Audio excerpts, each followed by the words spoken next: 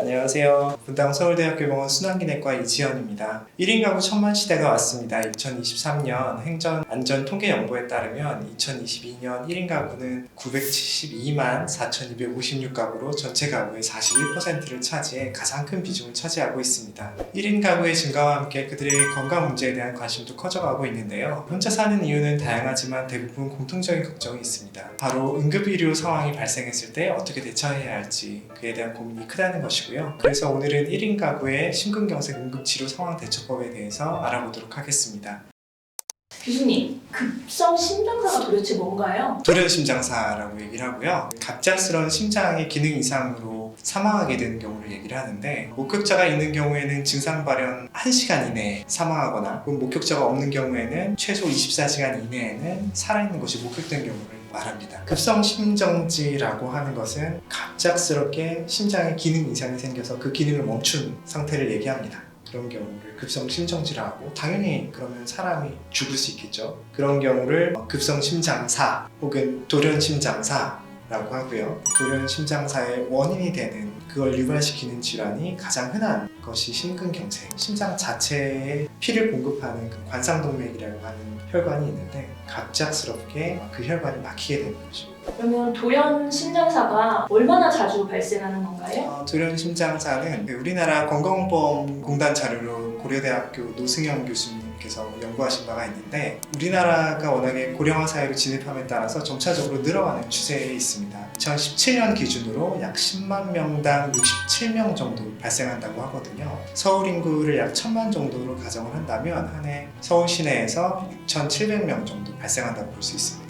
대체 이런 돌연 심장사 왜 발생하는 건가요? 우리나라 연구 결과를 보면 돌연심장사의 한 60% 정도가 관상동맥 질환으로 발생한다고 알려져 있습니다. 급성 심근경색이나 협심증으로 사망하게 되는 경우죠. 그 밖에 40% 정도가 1차성 부정맥이라든지 심근병증, 심부전, 기타 등등 사유로 사망을 하게 됩니다.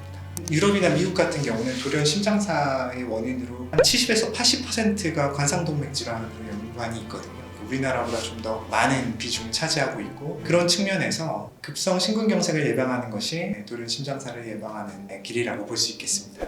이런 급성 심정지의 예후는 어떤가요? 굉장히 좋지가 않은데요. 우리나라 데이터를 보면은 1년 생존율이 약 8% 정도로 보고됩니다. 상당 부분은 그 자리에서 많이 사망하신다고 봐야죠. 그러면 요즘 1인 가구가 엄청 늘어나는데 이런 급성 심장사에 일어나는 걸 알 수 있는 전조 증상이 있을까요? 안타깝게도 이와 관련된 연구가 그렇게 많지는 않은데요. 왜냐하면 그 돌연심장사를 겪은 분이 살아나고 또 말을 할 수 있을 정도의 그런 신경학적 손상이 좀 적어야 되고, 그런 환자분들을 모아서 인터뷰를 해야지 어떤 증상이 있었는지 알 수가 있거든요. 근데 그런 분들이 많이 적다 보니까 그런 연구를 하기가 쉽지 않고요. 최근에 란셋이라고 하는 영국의 공신력이 높은 학술지에 발표된 내용에 따르면, 주된 심장사의 전조 증상으로 흉통과 호흡곤란이 가장 대표적으로 있었는데요. 흉통이 약 30% 정도에서 호소했다고 그러고, 한 40% 정도가 호흡곤란을 호소했다고 합니다. 물론 두 개 다 동시에 발생할 수도 있고요. 남녀 간의 차이점이 있다면 흉통은 좀 더 남자에서 좀 더 흔히 보였고, 호흡곤란은 주로 남자보다는 여성에서 좀 더 흔히 관찰이 됐었습니다. 연구의 제약점이라고 한다면, 돌아가신 분들은 이미 어떤 증상이 있었는지 알 수가 없고요. 하지만 심근경색이 가장 흔한 원인이기 때문에 그 심근경색의 일반적인 증상이 돌연심장사의 전조 증상이 되지 않을까라고 추측이 됩니다. 심근경색 이런 걸로 살아나신 분들, 젊으신 분들 인터뷰 이런 거 보면은 살아났는데 이제 막 발이 썩어서 잘라내고 이런 분들이 있더라고요. 혈전 이런 것 때문에. 네, 그렇죠. 혈전일 경우도 있고, 혈압이 너무 떨어져가지고 승합제를 오래 있었던 경우에, 승합제를 쓰면 말초 혈관이 수축하기 때문에 말초에 혈액이 잘 공급되지 않아서 오랜 기간 승합제를 쓰면은 다리가 그렇게 썩어 들어가는 경우가 발생하기도 합니다. 이번 시간에는 돌연심장사의 전반적인 상황에 대해서 체크를 해봤고요. 다음 시간에는 돌연심장사의 예방과, 그리고 주변에 돌연심장사가 발생했다면 어떻게 대처를 해야 되는지, 그에 대해서 알아보도록 하겠습니다.